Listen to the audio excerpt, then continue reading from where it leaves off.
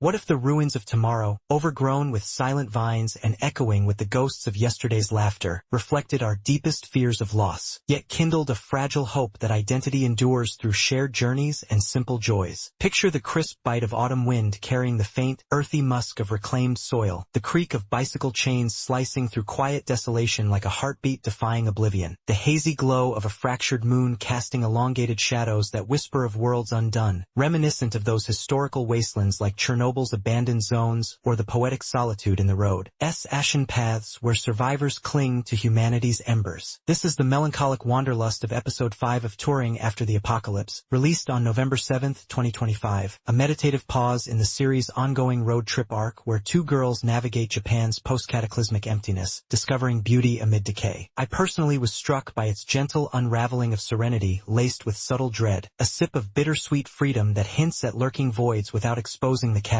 much like the suspense before Vesuvius's eruption buried Pompeii, preserving lives in eternal pause. You're pedaling through those overgrown streets now, aren't you? The wind tousling your hair, the moon's cracked face staring down like a judgmental eye. Doesn't it evoke an urgent curiosity, pulling you to explore if such quiet ruins hold answers to your own unspoken endings? Following the prior episode's whimsical detours, where Yoko and Eri, the lone survivors biking across a depopulated Japan, forged bonds through roadside discoveries and light-hearted antics amid nature's reclamation. This chapter meanders into muddied paths and celestial wonders, confronting mechanical mishaps and celestial anomalies that deepen the world's enigmatic hush. Imagine the squelch of tires sinking into rain-soaked earth, akin to the arduous treks into the wild where wanderers battle nature's indifference, or the historical pilgrimages along the Silk Road where travelers encountered unexpected marvels. Here, a flat tire leads to improvised fixes, a starry night unveils cosmic scars, and an uneasy premonition stirs the air, transitioning the tale from carefree exploration to introspective mystery. The narrative flows towards subtler revelations, teasing the apocalypse's veiled causes with a cliffhanger that lingers like an unanswered echo. But what cosmic fracture mirrors their inner fractures? You're knee-deep in that mud already, the cool slime seeping through your fingers, the night's chill prickling your skin. Isn't that whisper of foreboding drawing you deeper, compelling you to witness the stars' silent testimony? Episode 5 subtly advances the overarching narrative of post-apocalyptic wanderlust by layering atmospheric mystery onto the girl's journey, highlighting revelations about the world's altered state, such as the moon's dramatic scarring, while introducing practical hurdles, like a tire puncture that force resourcefulness, culminating in a cliffhanger of mounting unease that foreshadows potential threats. Twists emerge in quiet observations, like the implications of celestial damage, balancing the series' slice-of-life pace with hints of larger lore. Pacing is languid yet purposeful, slow in scenic contemplations to build immersion, accelerating in problem-solving beats for dramatic equilibrium, evoking a road trip's rhythmic ebb. Fans often puzzle over cloudy aspects, such as the moon's unnatural fracture. Is it meteoric, man-made, or symbolic? And Yoko's bleeding during the repair, does it confirm her humanity amid theories of artificial origins? Referencing Sakae Sato's manga, serialized in Denjiki Deo, with Episode 5 adapting elements from Chapter 5 and adjacent vignettes per adaptation breakdowns on sites like Anime News Network, these ambiguities clarify. The moon split serves as a visual metaphor for humanity's unexplained vanishing, a slow reveal device without immediate causation. Manga volumes maintain mystery through volumes 1 to 2, hinting at non-violent, possibly extraterrestrial or ecological collapse. Yoko's bleed dispels early fan speculations of her being an android, a red herring from promotional art, grounding her as fully human and emphasizing vulnerability and survival, enriching the anime's condensed adaptation with contextual depth on themes of impermanence. Yoko's psychological layers deepen with quiet resilience, her wounds, the subtle ache of isolation in a world stripped bare, motivating choices that blend pragmatism with whimsy, her tire repair dialogue consistent in dry wit yet surprising in vulnerable admissions of fear, transformative as she confronts cosmic insignificance. Eri complements with buoyant optimism, her hidden motivations rooted in clinging to companionship amid loss, growing through shared laughter that surprises in its emotional anchoring. Their bond evolves subtly, choices like pressing onward despite omens revealing transformative solidarity. I think these arcs feel authentically intimate, unveiling motivations that scar with tenderness and heal through connection, leaving you to question what hidden solitudes in your own travels might such revelations mend. Profound inquiries into ephemerality arise. In Ruin's embrace, does hope eclipse despair, or does survival demand moral compromises like abandoning the familiar? Morality manifests in small acts, fixing what's broken amid cosmic breakage, echoing Stoic philosophies on enduring chaos with grace. Sacrifice surfaces in pressing through unease for joy's sake, characters' struggles pitting survival against wonder, like Epicurus' pursuit of simple pleasures amid uncertainty. Power lies absent, replaced by nature's indifferent reclaim, questioning if despair's void yields to human resilience, resonant with post-World War II existentialism in Camus' absurd rebellions. Hope versus despair clashes in starry gazes, manifesting in choices that affirm life's fleeting beauty. These burrow into souls. In our fragile worlds, do we tour ruins to find or flee ourselves? You're gazing at that fractured moon now, feeling the philosophical pull of infinity's indifference. New lore subtly complicates the universe. The moon's scarring hints at a cataclysmic event, possibly meteoric or engineered, enriching the post-APOC setting with cosmic scale, while flooded landmarks like Tokyo Big Sight add cultural rules of nature's dominance, layering ethical depth on humanity's absence without overwhelming the intimate focus, akin to unveiling irradiated zones in Fallout. The script whispers with poetic simplicity. Lines like reflections on the moon's wound carry foreshadowing resonance, lingering post-credits like haiku in Basho's travel diaries. Sharp in understated humor, it avoids cliches through genuine curiosity. Yoko's quips on Tire Woe's echo, evocative of the Rai exchanges in On the Road's nomadic musings. You're overhearing their banter by the roadside, the night air cool on your face, the words hanging like stars. Doesn't it heighten your intrigue, urging you to listen for the unspoken cosmos in every casual revelation? Studio Flad's art direction enchants with fluid minimalism. Bike rides glide through overgrowth in serene pans, colors muting to earthy greens and lunar silvers symbolizing renewal's melancholy. Lighting bathes moon scenes in ethereal blues, shadows creeping to underscore isolation, stillness in stargazing contrasting subtle movements of fireflies. Symbolism shapes impact, beauty as haunting reminder, like Turner's luminous ruins where light pierces decay. Angles evoke intimacy. Overhead shots in mud traps mirror entrapment, close compositions in repairs heighten vulnerability. Editing rhythms flow like a gentle stream, slow dissolves in contemplations, quick cuts and fixes, amplifying quiet tension akin to Ozu's meditative frames. The OST lingers as a wistful companion. Soft acoustic motifs haunt night scenes, elevating serenity to poignancy. Crescendos in unease burn into memory with subtle dissonances. Silence in moon gazes speaking louder than winds, reminiscent of Spirited Away's ethereal silences. Inori Mine's Yoko embodies wistful soul with a timbre of quiet strength, tremors and unease conveying depth. Konomi Kohara's airy infuses bubbly intensity with underlying tremor. Their deliveries pulse with authentic camaraderie, drawing characters' essences forth. This episode left me scarred with tranquil ache and sparkling wonder, joy in simple fixes, sorrow in cosmic scars, moments like the moon's reveal igniting that poignant thrill of vast unknowns. The climax? A collision of earthly struggles and celestial portents, a breaking point where wanderings shift to profound reckonings, akin to the Titanic's fateful gaze at icebergs where human frailty meets nature's indifference. It connects to universal questions. In Ending's shadows, can we sacrifice certainty for hope's wandering light? You're tasting that night air now, hearing the distant creak of chains. Doesn't it spark intense curiosity, making the episode's whispers your inevitable path? Pacing ambles slowly, complexity in cosmic hints opaques origins, opacity around the apocalypse frustrates. But reverse this, these deliberate languors thematic to post-APOC introspection, stylistic choices mirroring life's unhurried unveilings.